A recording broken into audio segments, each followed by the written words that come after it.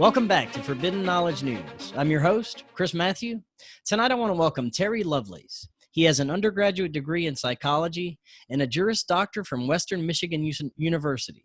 He worked in private practice, mostly in civil litigation and criminal defense. He entered public service as an Assistant Attorney General for the United States Territory of American Samoa.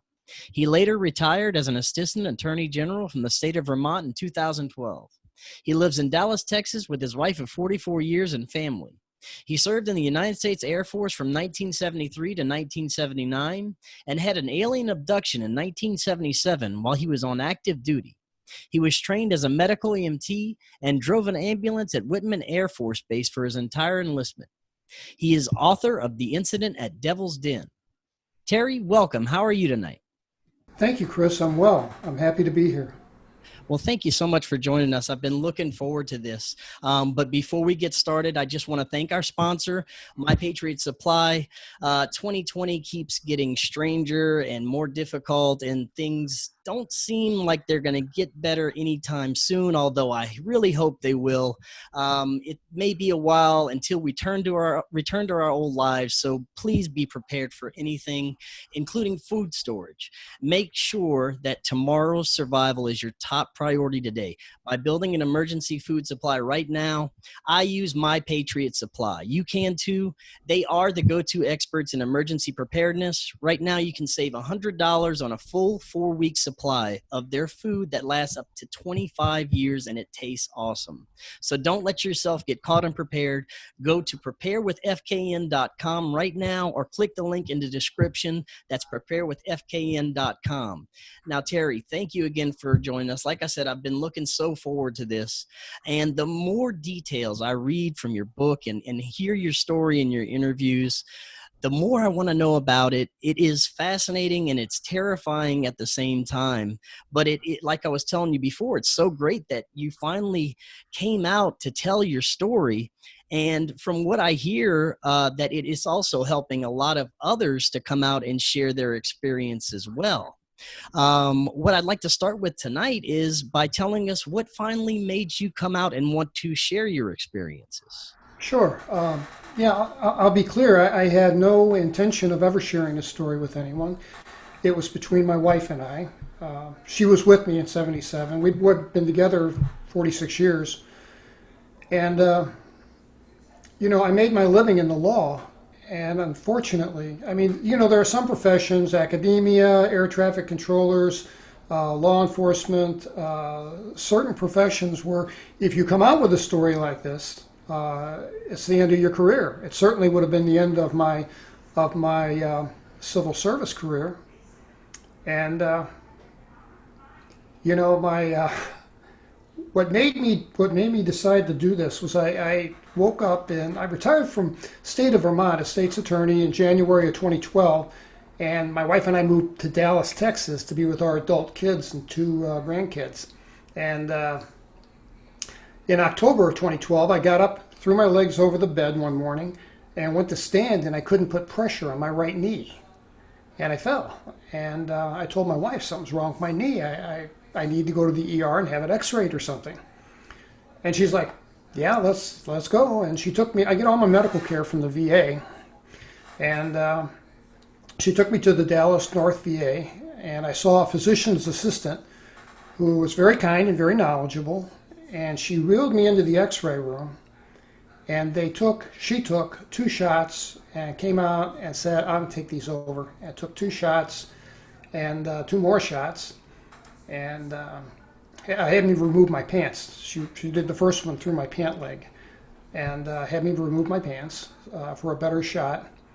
And then she asked me, she said, have you been in an accident or suffered a shrapnel wound, something that would account for a piece of metal in your leg and some foreign bodies?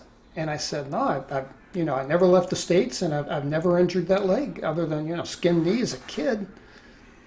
And she says, well, you've got some odd artifacts in your leg. And she said, I've called the radiologist. He's going to come down and take a look. So the radiologist comes down, and he walks into the x-ray room about 20 minutes later, obviously annoyed. And he looks at the x-rays on an x-ray view box, 2 of them, one from a front angle of my knee, kind of like front to back, and then the other with my leg bent sideways. So he walks over to me and he pokes me in the leg and says, "You're going to have a scar here." And I said, "Doctor, I don't have a scar there." And he says, "Well, it's not possible for these objects." And he puts them up on the view box, and I saw them, and it was just, I was stunned that these things are in me. And he says, "It's impossible for these things to breach the integrity of your skin and be buried deep in the fascia and tissue, and there not be a scar." And, what did these objects look like? I don't know if I sent you. I'm really remiss if I didn't send you copies. Can check my email though. What did it look like whenever you saw it yourself? Yeah, above my knee, and I'll send it to you if you don't have them. Above my knee, there's a fingernail-sized square object with 2 wires attached. And the wires run up my leg. And below my leg, there's a collection of what looks like bone or something, but it's arranged in the middle. It's in the middle of my calf muscle, and it's arranged in a symmetrical pattern.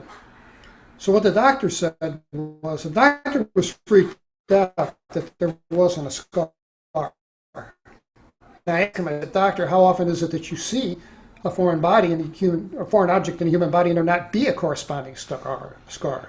And he said, "Never." He said, "I've been a radiologist 23 years. I've never seen this happen." So the thing above my knee, to answer your question, again, is fingernail size with 2 wires attached. Below my leg is that collection of bone or something arranged in a floral pattern, with a little dot in the middle, and it's right in the middle of my calf muscle.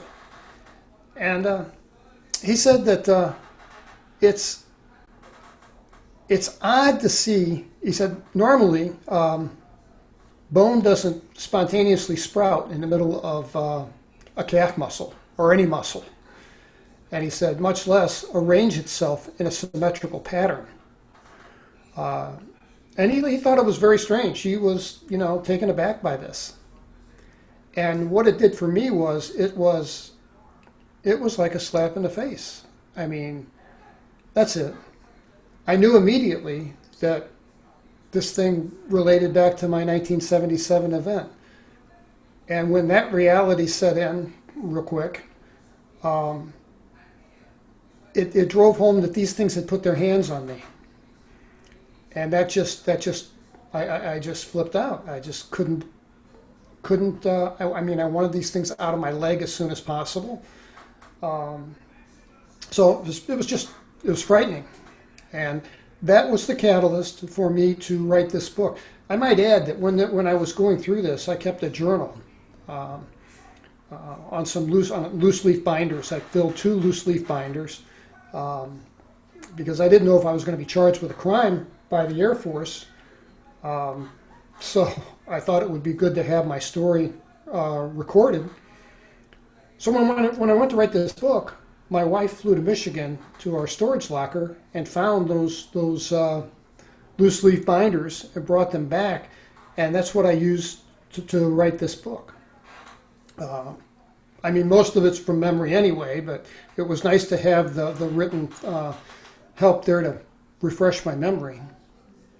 Now, prior to the event that happened in 1977, have you ever had any strange or paranormal or even UFO sightings before that? I did. They were brief and they were benign, I believe, I hope. The first one being in 1963 when I was at the age of 8, and I was in my backyard. And I was playing with a bow and arrow. And I'm looking down, I'm loading an arrow into the notch of the bow, and I saw this. It's a beautiful May day, not a cloud in the sky, sunshiny, and it's in St. Louis, Missouri, in the city. We lived in a row house with neighbors right next to us all over, and and there were women hanging up laundry, and dogs and cats and kids running around all over the place, and cars, and it was loud, and I looked down and I saw this brown shadow move across my feet. And as I did, I looked up, And when I looked up, I saw this, what I called back then a flying saucer. And it was about, I don't know, I mean, I'm a bad judge of distance at age 8, but, you know, I'd say 30 or 40 feet above my head. And the thing was relatively large, maybe 30 feet in diameter. And the peculiar thing was there was a weird auditory change as soon as I laid eyes on it. I mean, the sounds of the neighborhood became muffled. I mean, it sounded like I pressed my hands against my ears. And that was strange. And I had an electrical charge. The hair on my arms stood up. And I looked up at this thing, and I dropped my bow and arrow, and I was just absolutely blown away. It was beautiful. I mean, when I say it's beautiful, it was beautiful in the way, if you went to a new Alfa Romero showroom and you saw a brand new sports car, it was beautiful like that.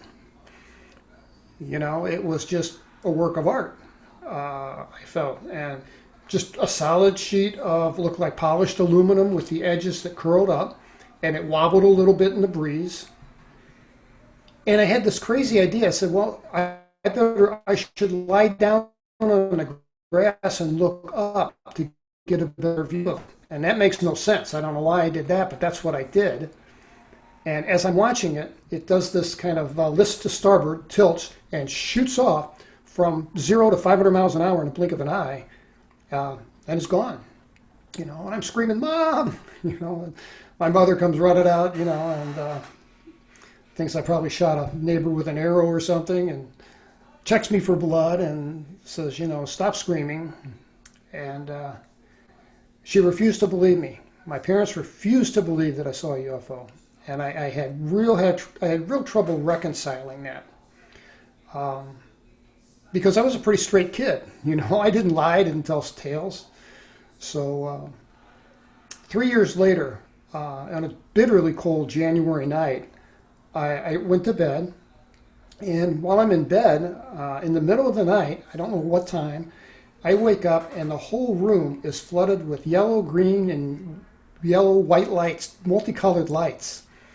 And we lived in an old house. It was drafty, so we had Venetian blinds and then heavy curtains over that. And the light was bright enough to shine through all that. And my first thought was a fire truck. Must be a fire truck outside. So I hopped out of bed and I went to the window and I pulled back the curtain and raised the blind, and there it was. I mean, right outside my second-story bedroom window was, it may have been the same one. I don't know. There was a flying saucer. There was another disc, silver disc, the lights, and I remember feeling really privileged to be able to see the top of the thing. Because I didn't get to see the top before, I only saw the bottom. And there was a dome in the center that was emitting the light. That's where the light was coming from. And there was this weird fog underneath the thing, like a big cloud of fog or something. And I got tired of holding this slat up. What I did was I pulled the curtain back and I tucked it into the Venetian blind so I could watch it with my hands free. And I watched for a while, and then I just kind of felt weirdly disinterested, and I went back to bed, you know. And the family dog didn't wake up. Nobody else in the family woke up. And, I got up the next morning, and I didn't remember this at first. But when I got up, I saw that curtain tucked into the blind, and then it just came flooding back, and I knew, oh yeah, that's what happened last night. So that was my second experience. Not very dramatic and benign, like I said, but then I was 11 at that time, 1966. Then I had an 11-year hiatus of no UFO activity or anything paranormal, just a normal late adolescence. And then 1977 happened. And, that was really a pivotal point in my life. I mean, my friend and I went down to do this camping trip, which was a stupid idea, really. But now, in 1977, how old were you? I was 22. And at this time you were in the Air Force? Yes, I was active duty Air Force at Whiteman Air Force Base. My friend, who I went with, Toby, We worked the night shift in the emergency room from 11 o'clock p.m. to 7 a.m. And my friend Toby approached me and said, "Man, I got an idea. Let's go camping." And I'm like, "Toby, are you nuts, man?" He was from Flint, Michigan. I know he'd never been camping in his life. I knew I had never been camping in my life. But I did have a brand new camera. And we both lived on NCO housing on the base. And it was a nuclear base at the time. It had B-52s with nuclear weapons and a squadron of Minutemen II ICBM missiles spread out all over the countryside. And when you live on a nuclear base, there's not a lot you can do with a camera. So, the idea of going down to this state park and taking some pictures of wildlife started to grow on me, and I agreed, yeah, let's go. And we did. And you know, I find out later that there is a dark past about this place. I mean, it has a dark history. I talk about that in the beginning of my book. What kind of history does it have?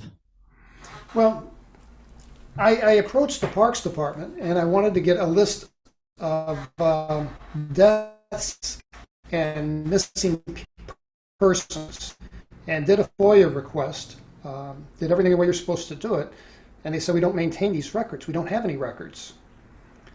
So I ended up speaking with someone about my FOIA request, and I said, you know, every small town sheriff in this country can tell you how many missing people they have from their community, and you can't tell me? And he says, "No, we don't keep those records." And I thought that was very odd. And then I heard from David Paulides that he had the same experience. And so I did my research. I researched people missing from Devil's Den State Park, northwestern Arkansas, and I found a 1947 article in the Pittsburgh Press that just was insane. It blew me away. And as a matter of fact, David Paulides, in his fourth volume, "The Devil is in the Details," talks about this case. It's a case of Catherine Van Alst. And the Van Alst family was from Pittsburgh, and they were driving to see relatives in El Paso with the intention of spending the night at Devil's Den. So they stayed at the campground, and the first morning that they were there, you know, the kids are running around the camper like kids will do. Catherine, age 8, and her 2 younger siblings, brothers, and Mom's setting the picnic table, and the 2 boys run around, but there's no Catherine. So the mother notices this and says, "Boys, where's your sister?" And they say, "Well, she's right here." And she's annoyed, and she says, "Well, go find her." So they run to the bathroom, they call her name.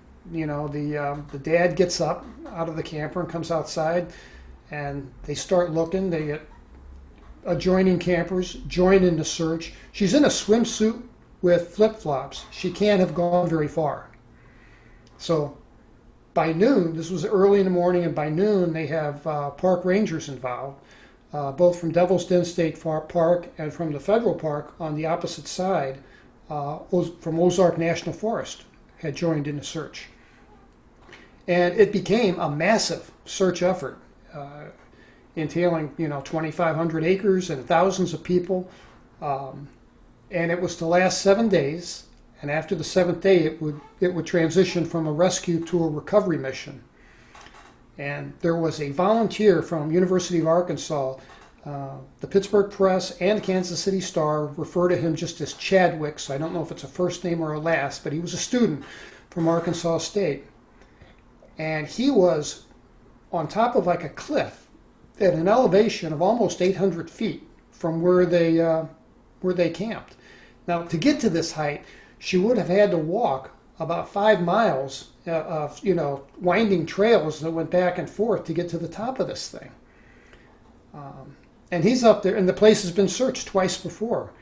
And while he's up there, he calls her name, and when he yells out, "Catherine," she crawls out from underneath a limestone over a piece of limestone rock with some, like a little cave underneath.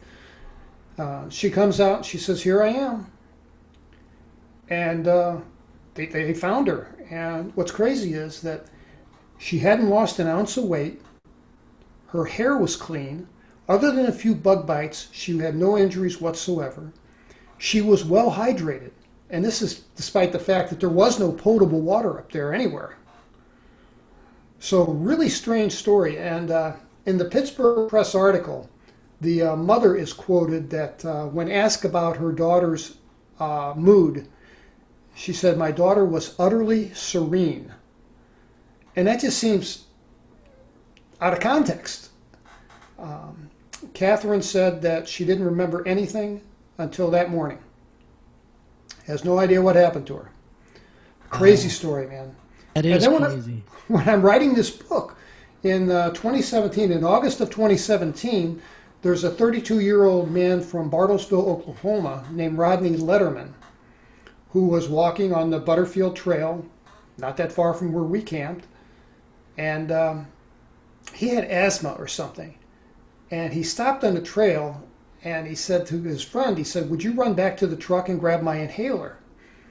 And his friend says, "Sure, no sweat." So his friend runs back to the truck, I don't know how far, grabs the inhaler, comes running back. When he comes back, there's no Rodney Letterman.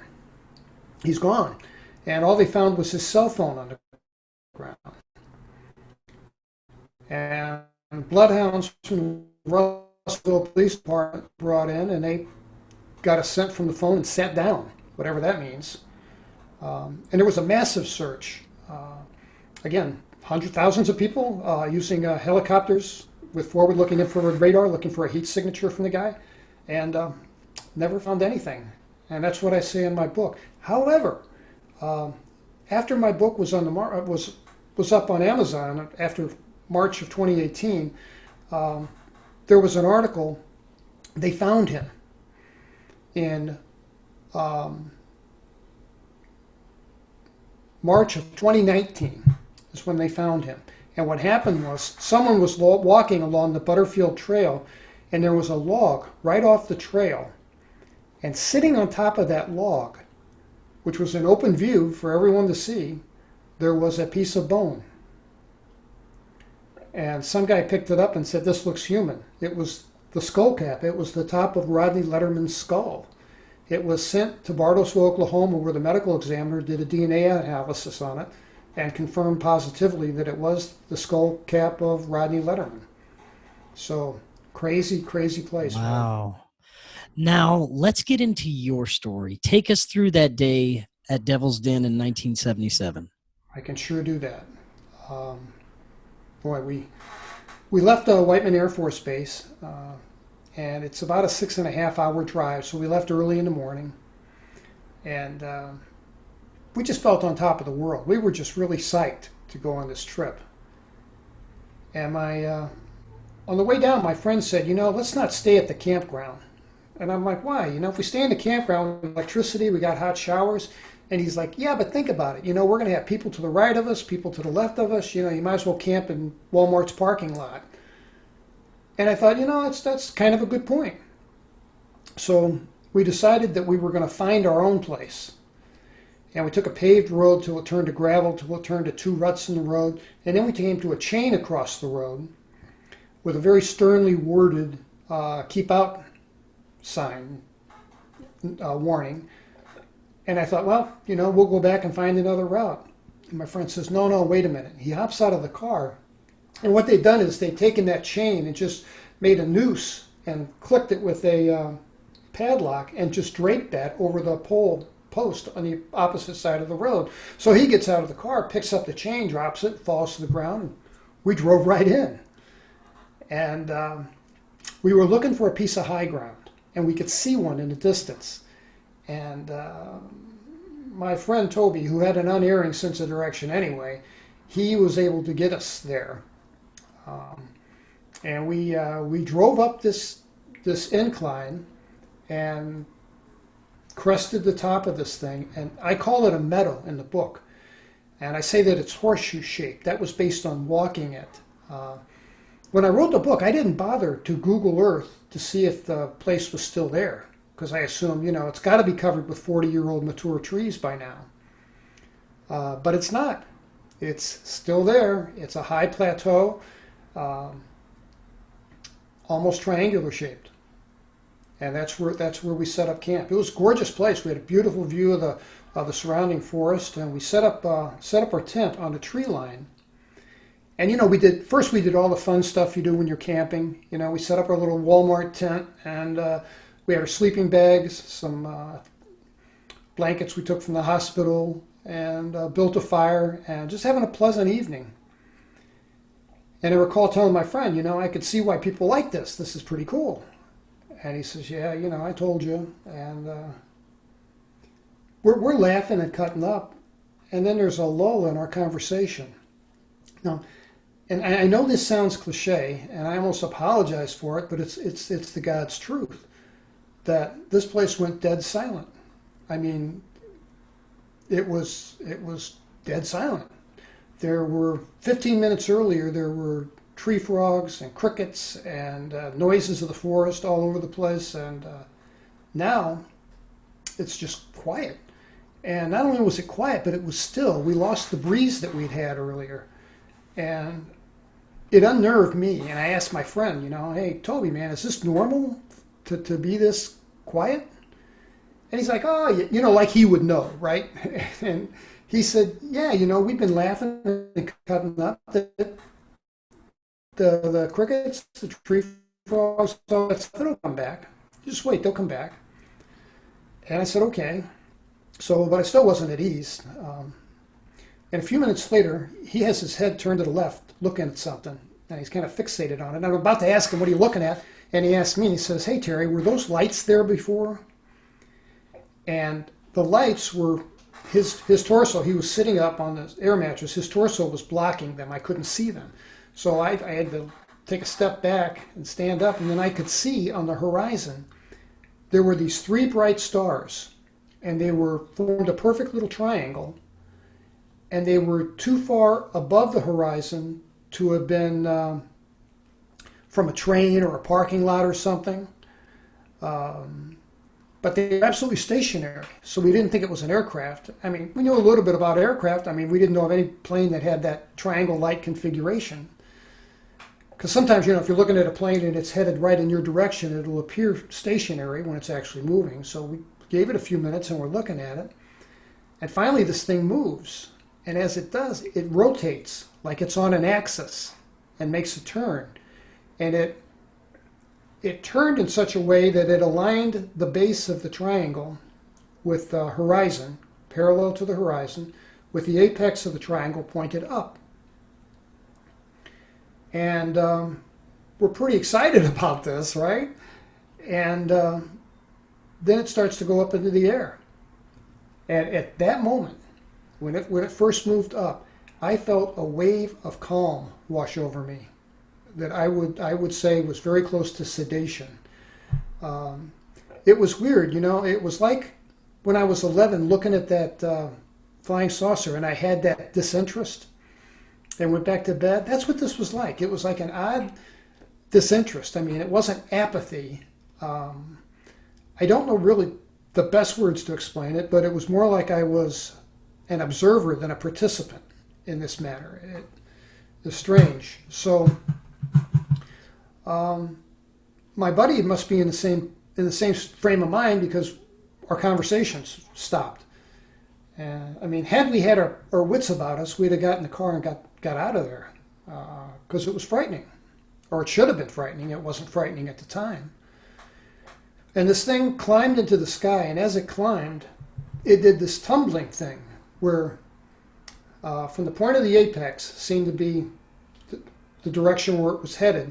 It would tumble where it would go end over end like this, and we'd see 2 lights, 3 lights, 2 lights as it tumbled. And I recall that I had a feeling that this thing was moving with purpose. It wasn't just out of control and tumbling in the air. It was moving with purpose. So we watch it, and it gets closer, and we could see it move across the floor we could see the shadow of it move across the floor of the forest. Even with these lights on the apex on the point of each part of the triangle, it was a very bright night. There were just a trillion stars out.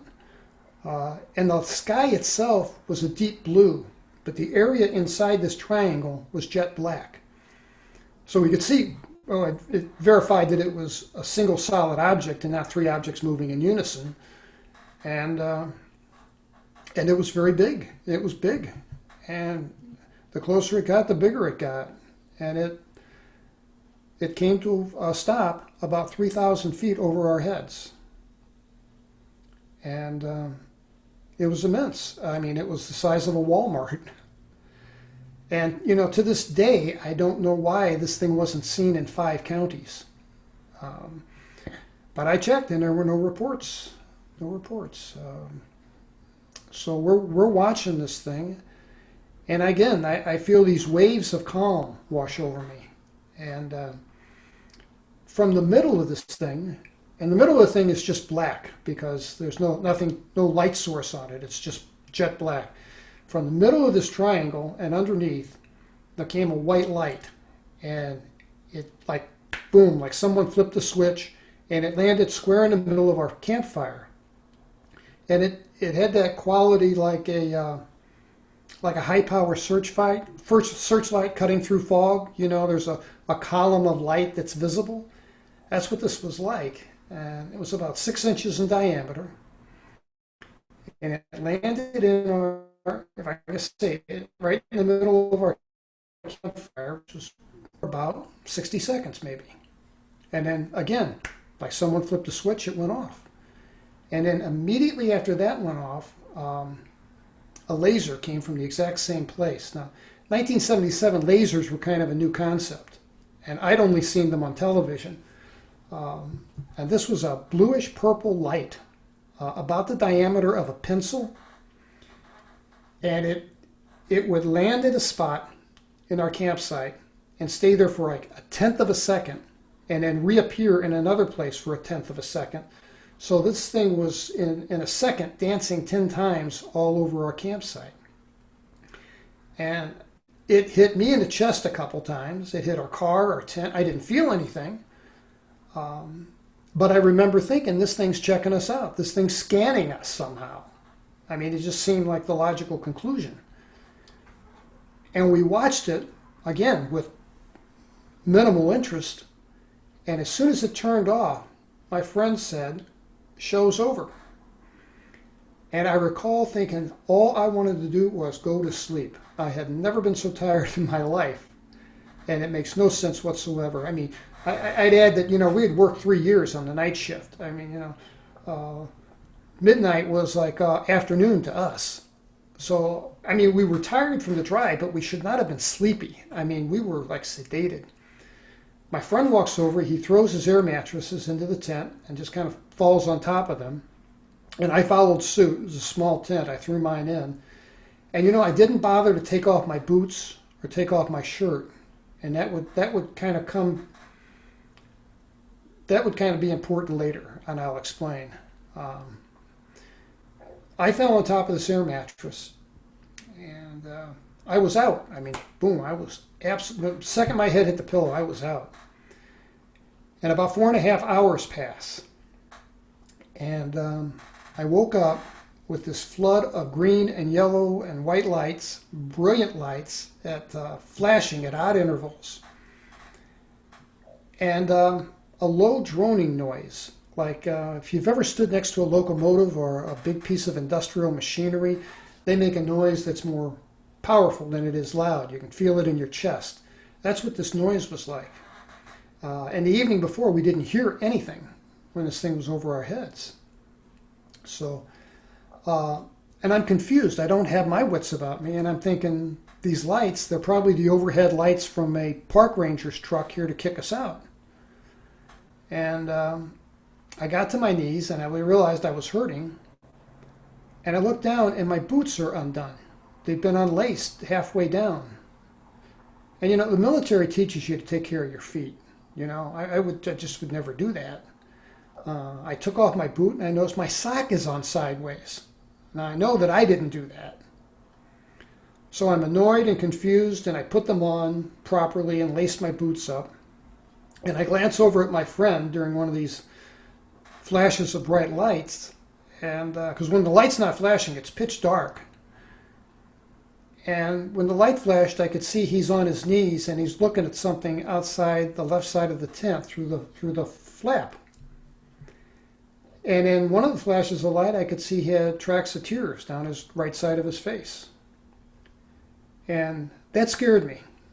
That scared me because I could not imagine what would make this guy cry. I mean, it didn't make sense. And I asked him, I said, Toby, what is it, man?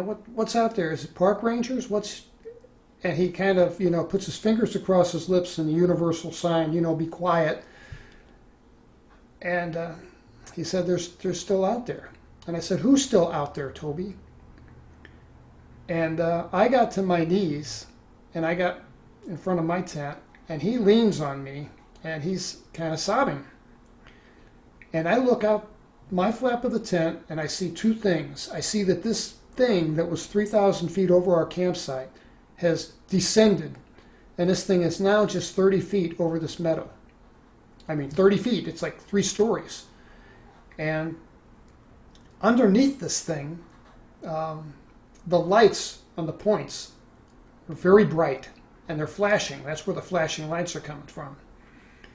And the inside of this thing was lit up too. There were windows, and it was putting out an amazing amount of light. And I could see underneath this thing, there were what I took to be kids, about 12 to 15 little kids. And I asked Toby, I said, Toby, man, what are these kids doing out here? We're in the middle of nowhere, in the middle of the night. What are they, And he said, Terry, man, those ain't no little kids. Don't you remember? They took us and they hurt us. And as soon as he said that, I was absolutely scared out of my wits. And I had flashes of memory from being inside this thing. And I remembered that, yeah, they did hurt us. They didn't kill us, thankfully. But now, did you get a good look at what they looked like? Yes. Well, from a distance. We weren't. They were fairly far away, but I mean, that's why I took them to be children at first. But when I looked close, you could tell these weren't human beings. I mean, they were 3.5 foot tall. They were all uniform. They all looked the same. Appeared to be gray in color from top to bottom. I don't know if that was skin or some kind of tight-fitting garb that they were wearing. And their heads were bulbous and large. I couldn't really get a good look because of the distance at facial features, but they had a very distinctive gait. When they walked with like their knees were hinged backward or something, or like they had sore feet. They had a very unusual gait. And they weren't looking at the ground. They were walking around like tourists. They were looking around and checking things out. And I was just terrified. I mean, I was afraid these things were going to come back over to the tent. At that point, what did you remember about actually being on the craft? I had a couple flashes of memory, and these are scenes that I had spontaneously, and they've been the focus of nightmares for 40 years. And I'll kind of stop. I'll come back to the main story and tell you what I witnessed inside, because that's what people find so amazing. And I don't know if they took us aboard this thing and took us someplace else, or if we were actually inside the thing that we were looking at. And the reason I doubted that was the sheer size of this thing. It looked like a Walmart from the outside, but from the inside, it looked like a football stadium in size. So much so that I could not see the distance came to a point. I could not see the end of it. I don't know how large this thing was, I don't know where I was. Like Calvin Parker, very similar. Calvin and I had a long conversation, a couple of them, and he could only move his eyes and his head a little bit. I could move my eyes, but not my head. So my eyes are darting around, and I'm trying to take in everything that I can. And I was aware that my friend Toby was to my left, and my boots and my clothing were all in my hands like this, as were his.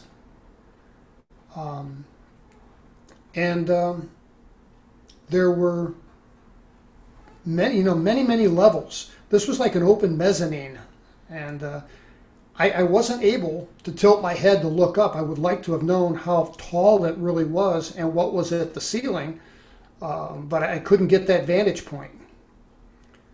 So I heard a woman scream. I remember that. And it was a sharp scream. I mean, it wasn't, you know, you can jump out and grab someone and yell, boo, and they'll scream.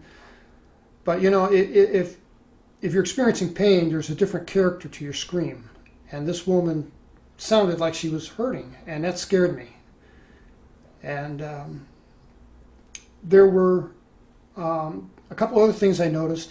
There were 3 flying saucers, 3 discs, lined up like planes below a carrier deck, in a perfect line to my left and far away.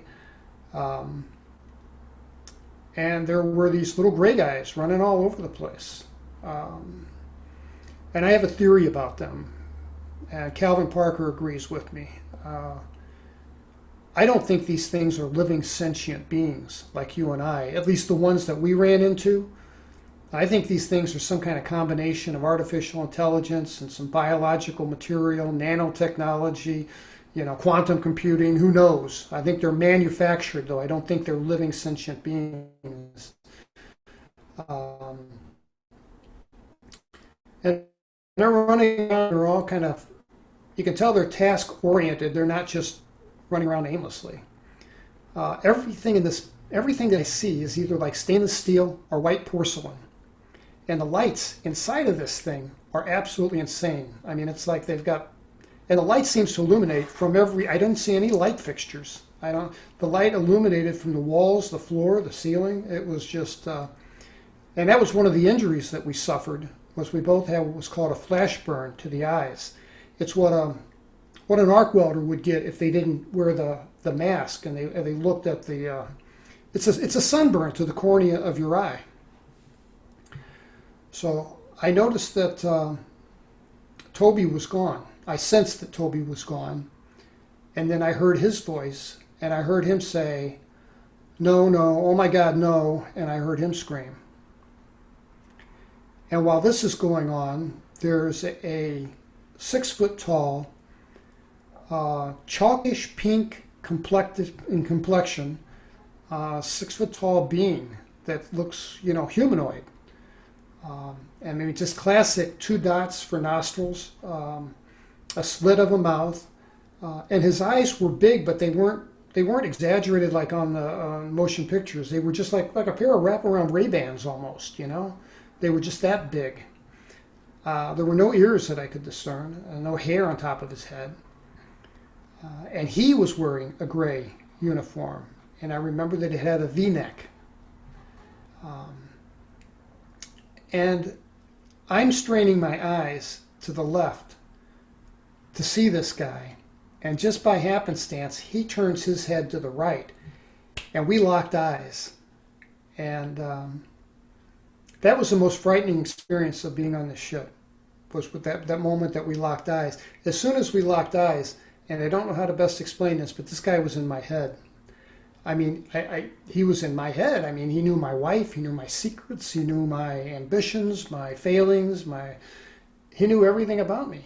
And you know what it's like. I got a dog, and my dog will come over and put his head in my lap, and I'll pet him, and he looks up at me with trust and love, and he knows I'm the alpha, you know. In this equation, I felt like I was the dog. I don't know what this thing was, but it had to be 500 rungs up the evolutionary ladder above us. It was intimidating. The intellect was intimidating to me. And that lasted a brief moment, and they came and got me. And I was like it's like I was on the moving sidewalk that you see or you experience in airports. I was just gliding along the floor, and one of the gray guys took my clothing from my hand, and I'm going down a hallway, and we came to a big domed room at the end of the hallway with a white ceiling, and what looked like a porcelain exam table. And the gray guys lifted me up and placed me on this table. And I remember thinking that I expected it to be cold to the touch, and it wasn't. It was warm. And then I realized it's warm because there have been bodies on this thing. And they were doing something to my lower back. And there was a being there that, now I'm sure this guy didn't wear a white lab coat, but this thing was a mantis. It looked like a praying mantis. And it was like 7 foot tall, with the bulbous large eyes. It was green. And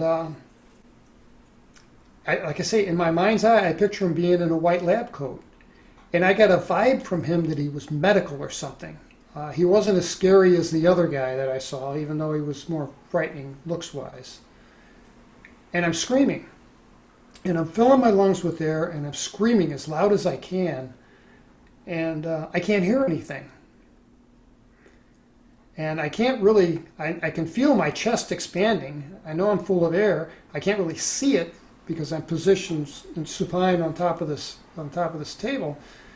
But I can't hear myself scream. Well, evidently I was screaming, and I annoyed, Dr. Bug, and this thing, this big bulbous head in my direction, and with its left eye made eye contact with me, and I heard this thing, I swear, in my head with crystal clarity.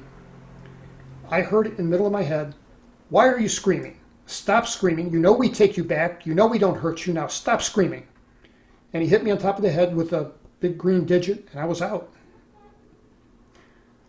And that's pretty much the sum of my memory. I wish I had a clear linear memory of everything that happened. And I might see Kathleen Martin or Yvonne Smith or someone and maybe do a regression. Calvin recommended it. I'm not sure I'm ready for that yet. I don't. That's understandable.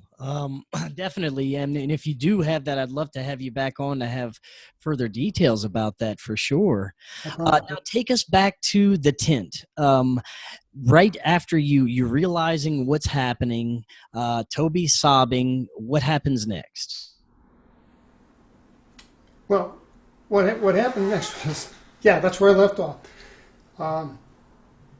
After I took a moment and had these memories flash across my head, I felt panic. Toby was hyperventilating, and this sounds odd, but to this day, I don't like to be out in the open. I mean, I'll walk a mile around out of the way to keep from cutting across an open field. But I felt like all we had over the top of our head was a piece of canvas, but I felt like it gave us cover. I felt like we were hidden. And the thought of going outside was just not possible. And we watched this thing, and there came another white light with that same searchlight through fog quality to it. And this was a cylinder of white light that came from underneath the craft to the ground, and it's about 25 feet in diameter. And these little guys who are paired up in 2s and 3s would walk over and walk into this light, and when they did, they would dissolve. Very much like the old Star Trek thing where they had and I wasn't a science fiction fan, but they would dissolve. And that's what these things did. And when the last 2 guys walked into the light and dissolved, the light switches off, and the lights on the tips of the triangle change from multicolored to just white. And that droning noise that we've been hearing, and when you hear a noise long enough, you kind of disregarded it. So when it goes off, when it stops, when the noise stops, it's real evident. It's like, and that stopped. The noise stopped, and we're both peeking out of the tent, and we watched this thing take off. Now, and when I say take off, it didn't take off like a rocket ship or it took off like a hot air balloon. It just lifted off. And it lifted off and it went up. And we watched it. And the higher it climbed, the faster it went. And it was 3 points of light, and then a single point of light, and then gone. And my friend finally has his breathing under control. And we sat there for probably 30 minutes. I was afraid that one or two of those gray guys, two of those little guys might still be out there. I didn't know. I should tell you how we got back to the tent, because that's not a real vivid memory, because I was barely conscious. But I don't know how they got us there, but we were dumped kind of unceremoniously right next to my car, and I can't really move around, and I'm in a daze, and I'm thinking, boy, somebody screwed up. They should have put us back in the tent. And I no sooner thought that than these little gray guys came over and dragged us and threw us into the tent. So that's how we got back from the thing. Well, we after this thing took off, we sat there for probably 30 minutes, and my friend says, "Look, man, we got to go. You know, just grab your car keys. Let's run to the car and let's go." And I was concerned how are we going to find a way out here? You know, pitch black. I said, you know, can you? And Toby reassured me, I can get us back. I know where to go. There were no landmarks. It was just trees everywhere. And when we were driving up, he had taken a pencil and a banknote, or a bank envelope, out of my glove box, and drawn like a little map. So when we went to leave, we'd know which way to turn to get out of there. And he was able to navigate us out of there. And we drove and got back to Blacktop, hit Blacktop, and headed back toward the base. And we were really hurting. Kind of an odd thing. Both of our watches, we had wind-up watches.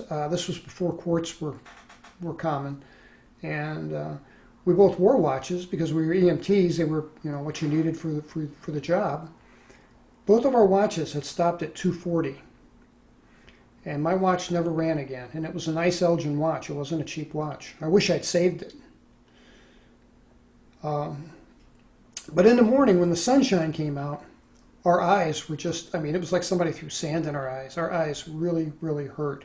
We also were burned. I stopped to get gas, and I ran into the bathroom, and I was so thirsty. I'd never been so thirsty in my life. And I put my hands under this grungy, dirty faucet, and I'm just drinking and drinking and drinking, and I can't satisfy my thirst. And that's when I splash water in my face. I look in the mirror and I see that I'm red. And I mean, I've got like this terrible sunburn. I never blistered, but I am like red all over. And what's crazy was I was red under my arms. Later I'd find out the soles of my feet, you know, literally everywhere on my body. I had this burn. And that and the flash burn. And we got back to the base. And I dropped Toby off at his house, and I went to my home, which is just a few blocks away. And our wives both took us to the ER. My wife, after I drank all the lemonade I could hold, and she took my temperature, and I had like 103 fever. And I felt bad. And you know, we worked at the hospital. I mean, these were our friends. We knew them. They're our co-workers. Everybody in the hospital squadron knew we were going on this dumb camping trip too, you know. And so it was a little bit embarrassing, but you know what? I hurt so bad I didn't care. And they put us in different exam rooms. And the doctors went back and forth, and I had probably the most thorough medical exam I've ever had in my life. And toward the end of the exam, the base commander, who I knew of but didn't know, the hospital or squadron commander I knew very well. He was a good guy. And there were two other guys there that were in civilian clothes and casual clothing. And the hospital, or the squadron commander, did all the talking. And he said to me, he said, Sergeant Lovelace, you're to have no contact with Sergeant Tobias in any way, shape, or form. Not verbally, not by phone, not in writing, not through third parties. You're not to give him anything. He's not to give you anything. If you run into him at the base exchange, you're to immediately turn around and walk in the opposite direction. And on and on and on. And then he's like, do you understand me, Sergeant? And I said, yes, sir, I do. I mean, I really didn't understand. I mean, I knew what the words meant, but I didn't know the, I didn't understand the reason for it. And, you know, at this point, I should point out that something had changed. You know, we went down there. I feel like we went down there as two kids and came back as adults. We were different people. You know, before this, Toby was probably my best friend. We worked together, we played cards together, we barbecued, our wives were friends. But I felt ambivalent about the guy. And I can't reconcile those feelings to this day. So, you know, this no contact order really was no big deal to me. And they put me in a private room, which was unusual, because usually enlisted men are placed in an open ward. And private rooms are reserved for officers and intensive care. And they put me in this room. They kept the lights turned off because my eyes, and treated my eyes with salve. Gave me an admitting diagnosis of acute dehydration and ran 2 IVs into me. And it was about 48 hours before I really started to feel back to normal. And I was in there for 3 days, 2 nights. And on the second evening, my night nurse came in, who I knew, with an injection for me. And as she walks into the room, these 2 guys in blue business suits followed her in. And the one guy says, if that's going to sedate Sergeant Lovelace, it's going to have to wait. We have to ask him a few questions. And they flash their badges. For those who may not know, OSI stands for Office of Special Investigations. The Air Force has a security police, and then this special investigative branch called the OSI. OSI is kind of like to the Air Force as NCIS is to the Navy, if that makes sense. And these guys look like cops. I mean, they look like cops. Not to stereotype anyone, but you know, their suit coats are open. I could see they have a shoulder holster. They showed me their OSI badge and credentials. There was a guy about 50 who was a major, and then there was a younger guy in his early 30s who was much taller, who was a captain who said hardly anything. And the major takes this real tough guy stance, you know. And I'm scared to death. I mean, I'd lived a pretty straight life. I'd never been in trouble before. And I asked him, I said, sir, am I in some kind of trouble? And he had this Mississippi accent. And he says, son, would we be here if you weren't in trouble? And then him and the captain get a laugh. You know, they think that's funny. They get a laugh out of that. You know, my stomach turns over. And I'm thinking, oh my God, what did we do? We burned the forest down or something? You know, what could we possibly have done? I mean, yeah, we trespassed. I admit that. But I didn't think that was a major crime.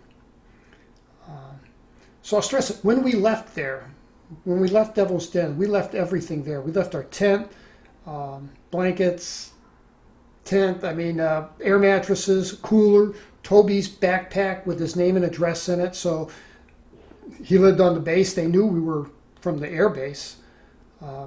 So what happened was we didn't put that chain back up. If we put that chain back up, we might have been okay for a while. But the park rangers found that chain down and then drove up and found our campsite. And they called the base and they said, it looks like a couple of your airmen have been down here, but it looks like they're planning on coming back. They left all their stuff. So this major says to me, he says, now son, I got a question for you. Why would you set up this little permanent camp down there?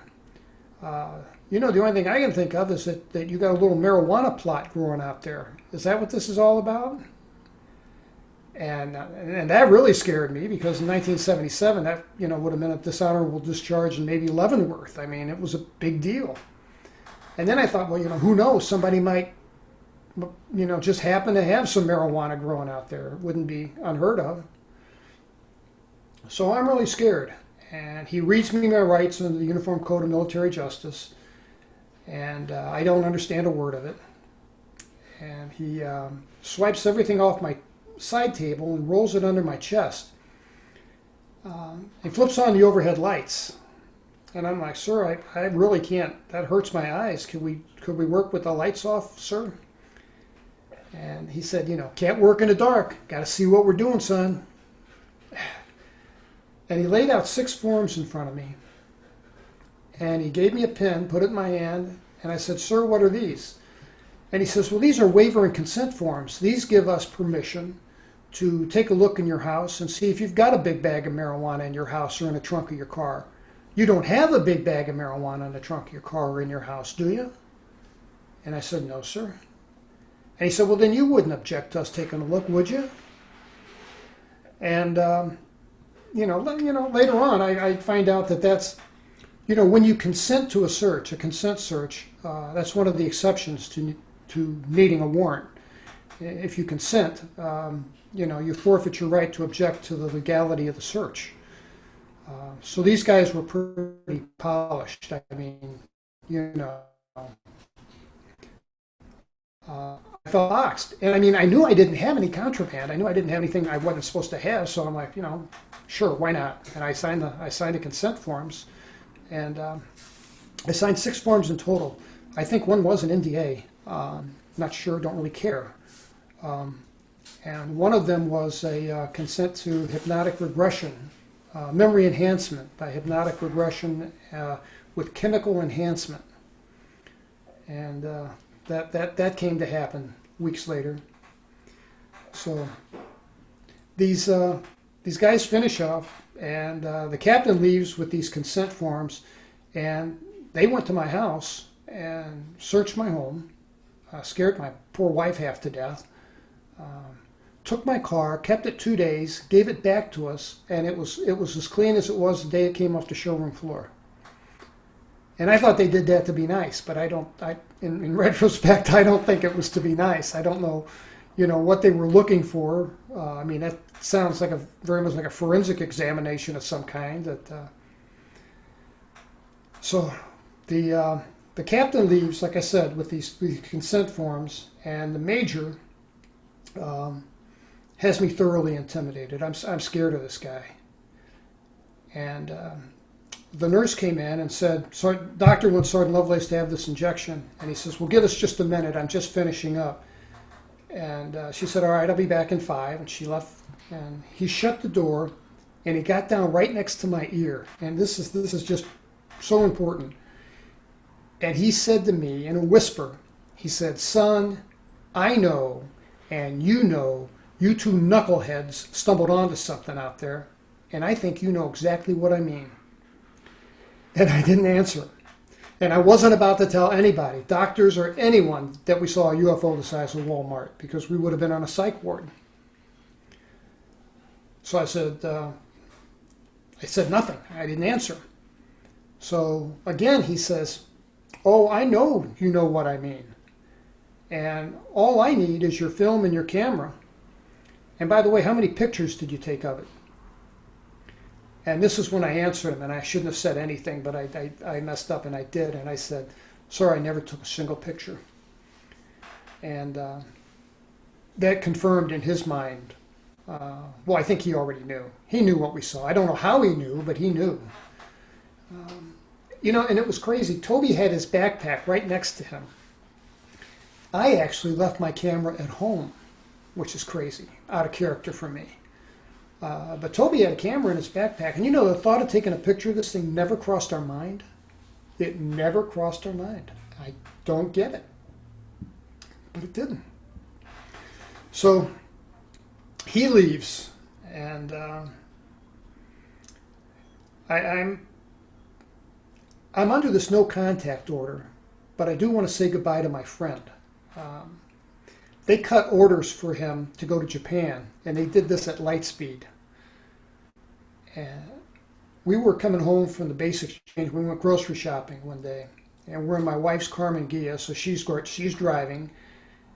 And Toby lived just a couple blocks from me. And the most direct way home was drive right past his house. And I asked my wife, I said, would you please stop? I just want to say goodbye to Toby. And she said, Terry, these OSI people scare me.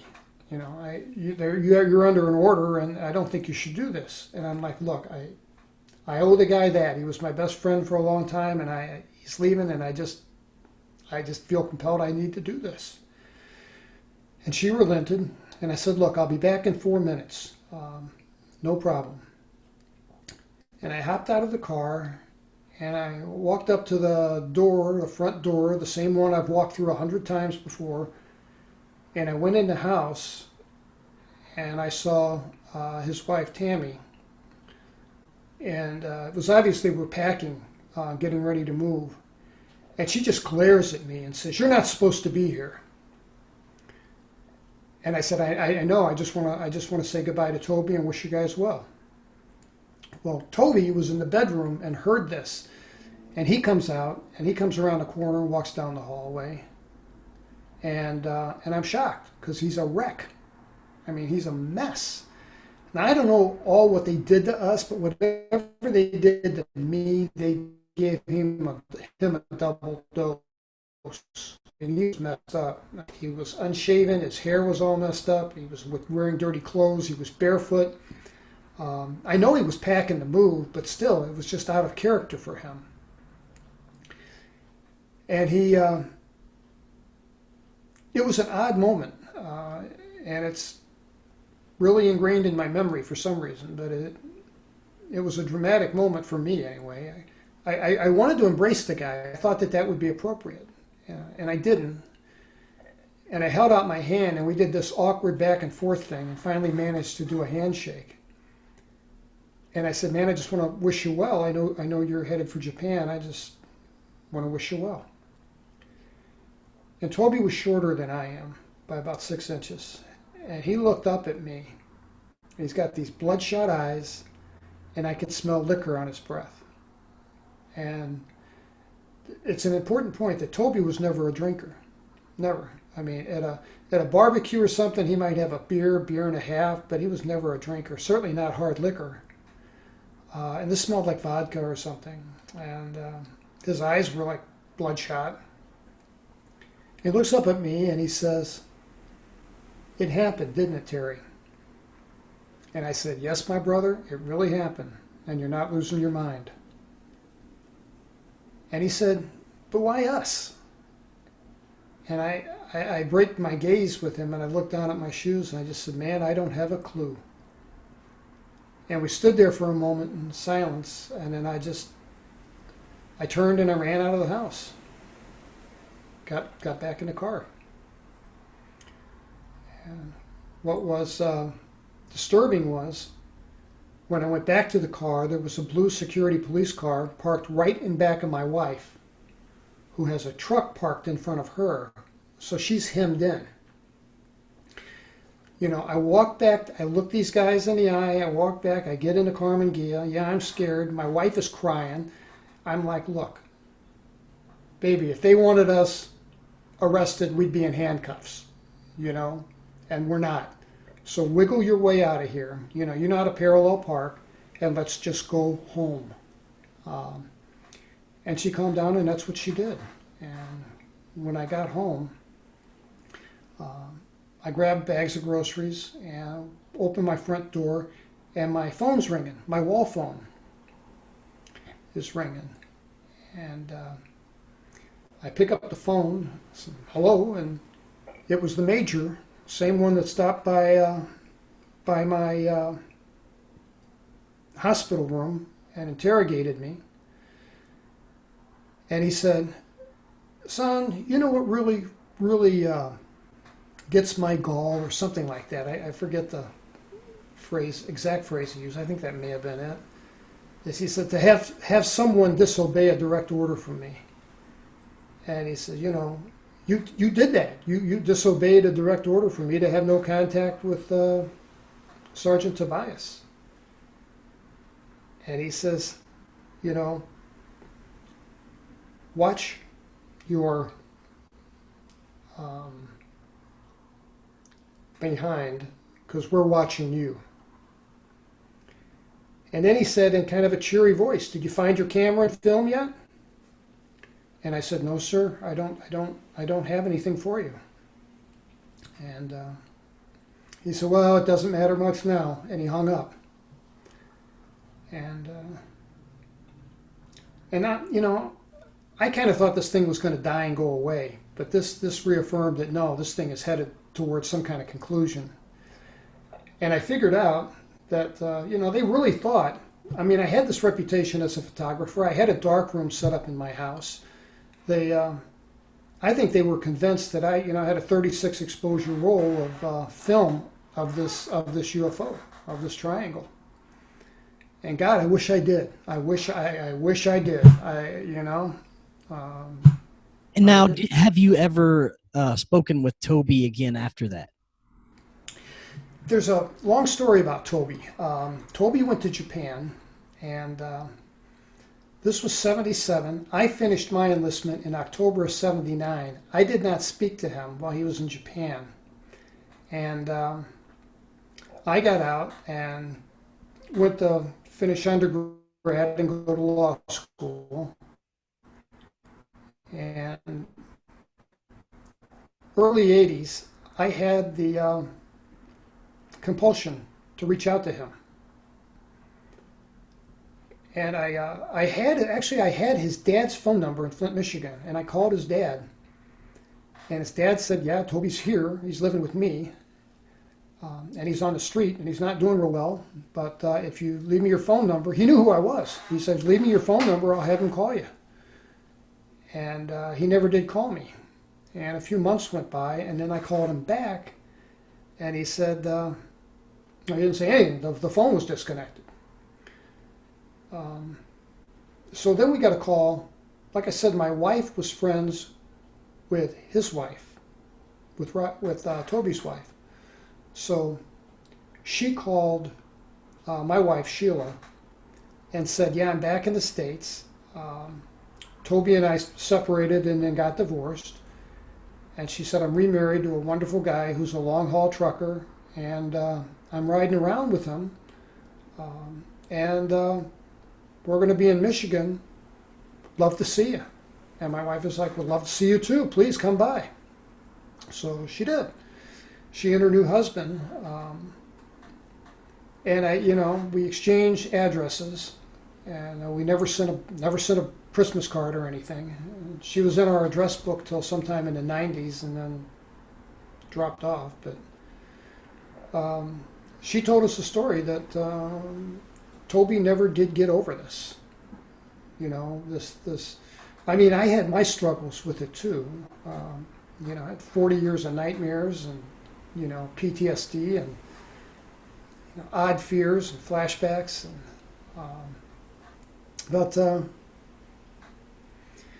yeah, she said Toby wasn't doing well, and so I was very sad to hear that. And a few years later, I had finished law school, was licensed to practice in Michigan, and I was on a case that involved the FBI, and I got to know a couple FBI agents. I got to know one in particular pretty well. Great guy, stand-up guy. Just reeked of integrity. Just seemed like a very good man. And sometimes on Friday nights after work, we'd meet at the bar and have a beer and kind of decompress about the day or the week. And one night we're talking, and I said, I'd really like to find my friend I was in the Air Force with. Do you think you could find him for me? And he said, I can't open an investigation, but I could do this as a favor for you. He says, yeah. He says, next week, let's do this again next week. And he says, write down everything you can that you know about this guy. His address, ex-wife's name, kids' names, dad's name, dad's phone number, everything, every little piece of detail you can remember. Put it down on a piece of paper and bring it to me. And he says, if he's not a fugitive, I'll probably find him for you. So I did that. And a week passes, and I get a call Friday afternoon, and he says, "Hey, meet me down at the bar." He says, I got some news for you. And I said, "Okay, cool, good." So I met him, and he was very somber. And he said, and I said, "Did you find my friend?" And he says, "Yeah, I did. Your friend is dead." And I said, "He's dead? What do you mean he's dead? He's a young man. How can he be dead?" And he said, "Well, it was an auto accident on Highway 94 in Flint." He said, "These things happen, Terry. It's part of life. These things happen. I'm very sorry." So, I had trouble with that, but I accepted that and moved on with my life. And then in 2017, I couldn't get him off my mind.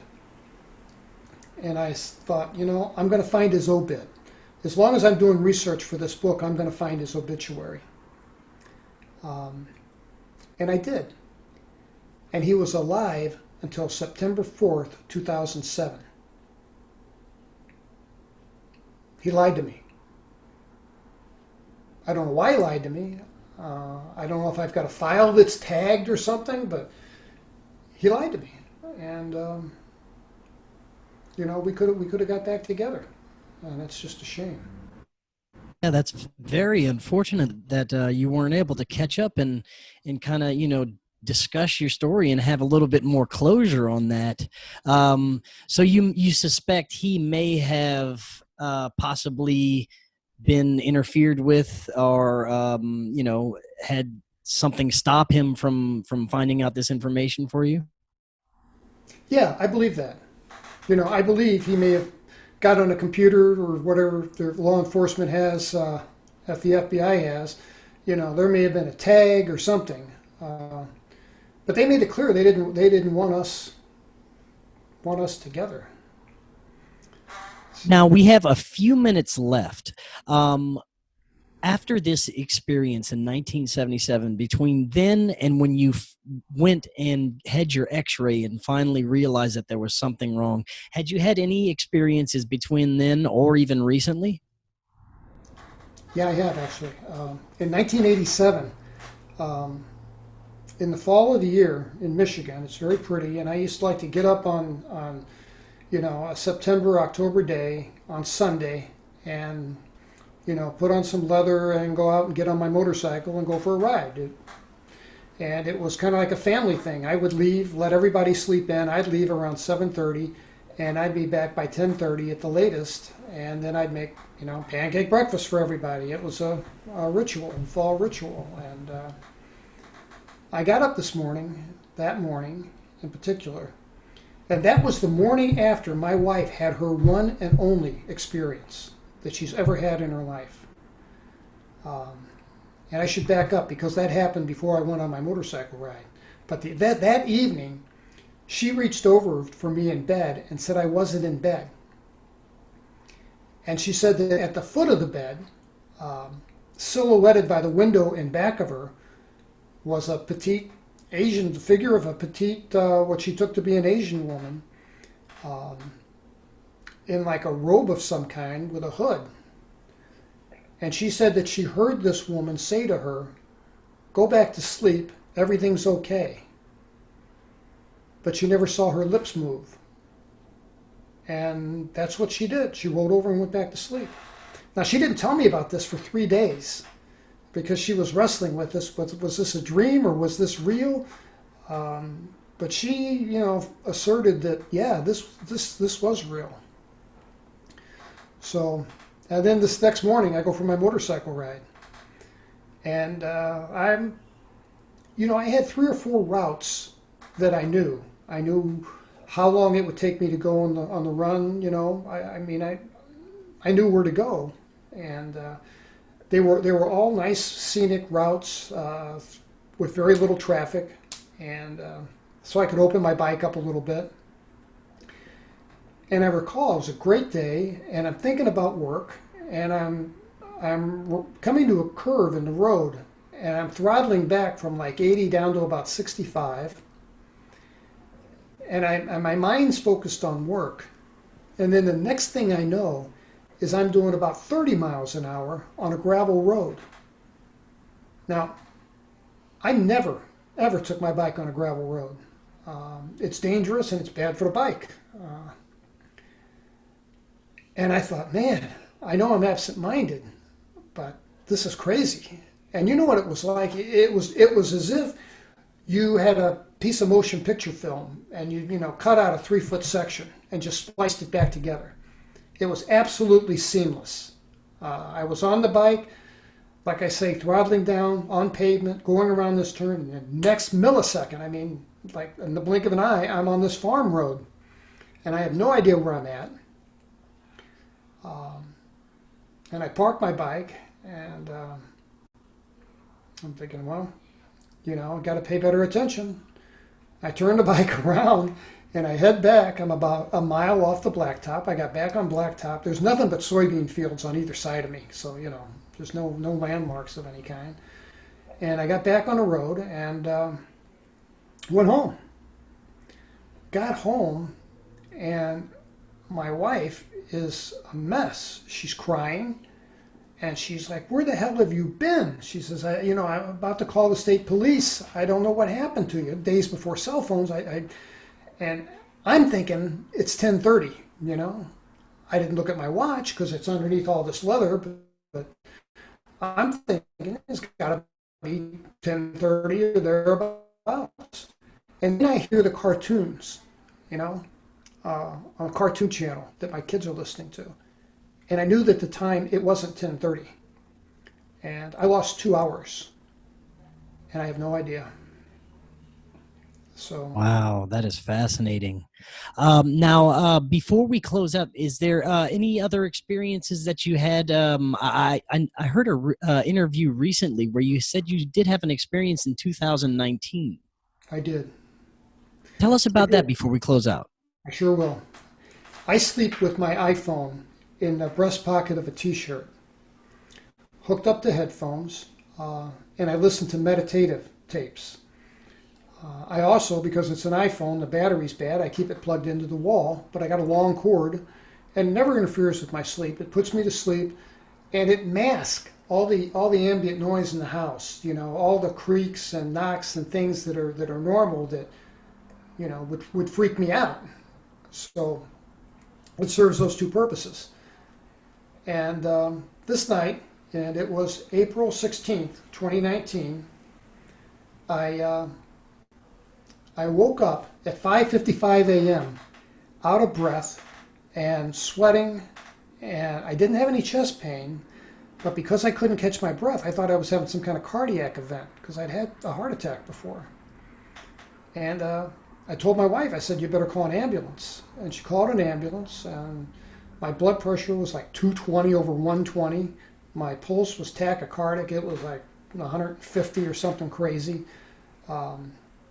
I don't know what my oximeter, I don't know what my oxygen saturation was. I'd like to know. I should look that up.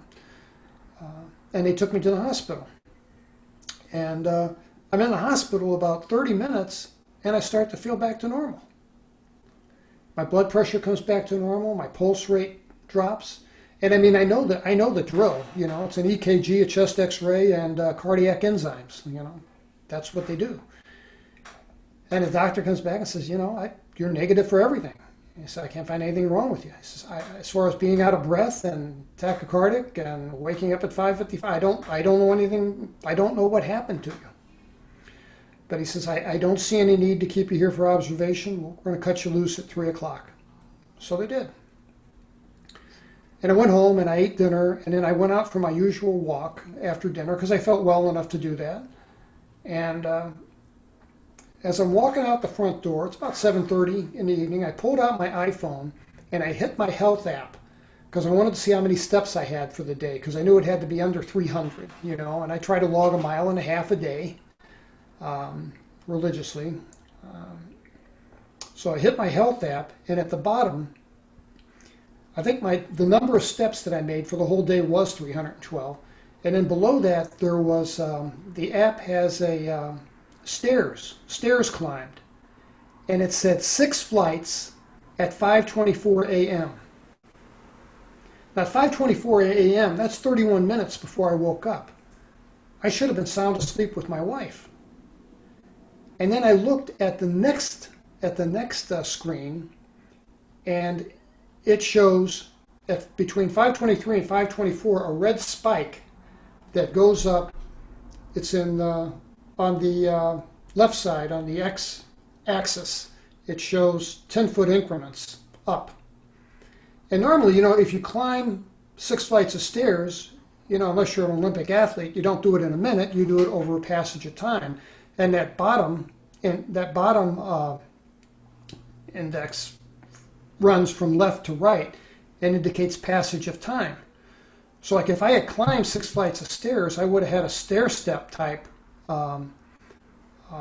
readout of red bars that went progressively up as I gained altitude. And I didn't. And I thought, man. So I took my phone to T-Mobile, and I'm like, there's got to be something wrong with this. And T-Mobile checked it out and said, we don't find any malfunction, but you might want to take it to the Apple Store. And that's what I did. I took it to the Apple Store.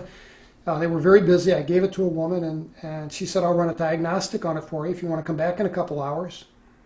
And I came back later, and she said, there's nothing wrong with your phone. She said the health app works fine. So I said, you know, what does this bar mean? And she says, it means you were 60 feet over your house. We're breaking up, and she said, what does it mean? She said, it means you were 6 flights of stairs up. You were 60 feet over your home at 5:24 a.m., between 5:23 and 5:24 a.m. And I have that. I could send that to you. I have screenshots of that. I'd be happy to send to you. Wow. And you later had a regression done about this very incident, right? I did. They're a board-certified psychiatrist here in Dallas. A friend of mine, I actually met him at a MUFON meeting. And he's an older gentleman, but still active in his practice. And he knows this story, and he says, you know, if you want a regression, I'm happy to do one for you. And I was kind of reticent to do that, but eventually we did that. And what I recall was going through the ceiling, and it was just dawn outside, going through the roof, being in the air and going up, and there was a ship, a saucer over me, and the underneath of the thing opened up like a camera lens. And that's as far as we got. My blood pressure spiked, and I was in distress. And he said, well, do another session and see if we can, you know, help you recall more. And then, you know, this COVID thing breaks out, and so we're going to do that whenever we can get out of my house again, you know. Yeah, I'd love to have you back on to talk about that too. Terry, thank you so much for coming on tonight. That was an amazing story. And like I said, I'm so glad you told it. I'm sure it's going to help so many people, you know, who have their own experiences to maybe encourage them to come out and talk about it a little. Your book is Incident at Devil's Den, and your website is terrylovelace.com, right? That's right. The book is available in Kindle, paperback that has some photographs and drawings in the back of it, and it's also an audio book, and it's only on Amazon. So very good. Terry, thank you so much again, and we hope we'll talk again in the future. I'm sure we will. I'll send you that stuff. Thank you so much. Definitely. All right, have a good one. Good night.